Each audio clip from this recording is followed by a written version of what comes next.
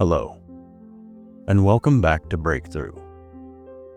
I'm glad you're here as we keep moving through breaking the cycle of almost. If you've been following along, you know what this is. If you're new, do yourself a favor and don't start in the middle. Pause this and go back to episode 1. The story is meant to build, and it hits different when you walk it in order. All right. Take a breath. Let's step into today's episode. Love felt permanent to some kids. They inhaled it like oxygen. Present. Invisible. Assumed. The adults around them stayed. The rules stayed. The rooms stayed. And even when life got messy, the foundation held. They didn't have to learn love's weight because they never had to carry their fear of losing it. That kind of childhood doesn't erase pain, but it gives you a baseline. You belong here, and you can relax into it. My baseline was movement. Before I understood language, my body understood instability. My nervous system learned the muscle memory of being lifted, carried, handed off, examined, evaluated, and shifted again. The earliest pieces of my history don't read like a story. They read like paperwork, files, case numbers, short notes typed by adults whose job was to assess survival, not nurture a soul. On paper, the descriptions feel clinical, detached, almost polite in their distance, as if a few sentences can hold a whole child. Real life doesn't live on the page. It lives in the stomach that knots before you know why. The shoulders that stay braced even when the room is quiet. The way a child learns to scan faces before he learns to trust words. I can't give you a neat beginning with a single scene that explains it all. Memory doesn't cooperate when you start life small and scared.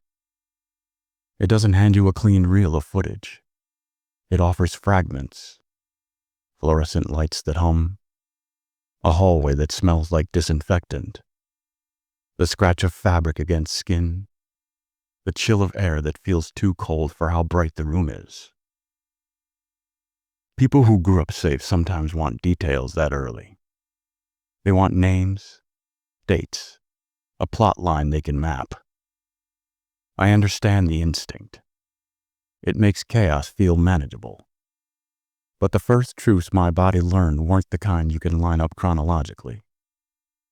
They were sensory. Cold metal on a scale. The weight of adult hands lifting you without asking. The sound of keys and clipboards. A door that closes and leaves you inside a room you didn't choose. Even now, when I try to reach back that far, what comes forward is not a clear story. It's the feeling of being moved like an object that belongs to a process. One house tried to anchor itself in my mind, not because it was perfect, but because it lasted longer than everything else. I don't remember faces the way movies portray memory, as if the brain is a camera storing close-ups forever. I didn't hold onto full conversations or the exact words people used. My mind latched onto shapes, colors, and temperatures the way a drowning person grabs whatever floats. I remember something red. I remember something blue. I remember a stretch of time that didn't immediately collapse under my feet. In that place, stability existed long enough for my body to start changing its posture. Hunger shifted from panic to expectation. Sleep got a fraction deeper. The air smelled more like food than chemicals, and the silence didn't feel like a warning. When you're little, you don't call that peace. You just notice that your chest isn't clenched every second. You notice your hands are less fisted. You notice you can play without waiting for the next adult to announce the next move. Then it ended. Not because I broke, and not because I failed. It ended because the system moved, paperwork changed, and some adult somewhere signed something that redirected my life. The illusion of permanence vanished again, and no one held a ceremony for the loss. There was no funeral for almost belonging, no room where someone explained gently what was happening and why. Adults called it placement and transition, policy and procedure. A child experiences it as disappearance. That kind of ending installs rules. It doesn't announce them like commandments. It threads them quietly into your bones. Don't relax. Don't trust too deeply. Don't assume anything will last. Don't lean all the way into good, because good has a history of leaving.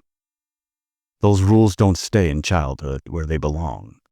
They follow you, disguised as personality, disguised as maturity, disguised as I'm just careful. Thanks for spending these minutes with me. Breaking a cycle rarely happens in one dramatic moment. It happens in small, steady breakthroughs, one step at a time. If something in today's reading stayed with you, leave a comment and tell me what landed. And if you want to keep walking with me, subscribe so you don't lose the thread. I'll see you in the next episode.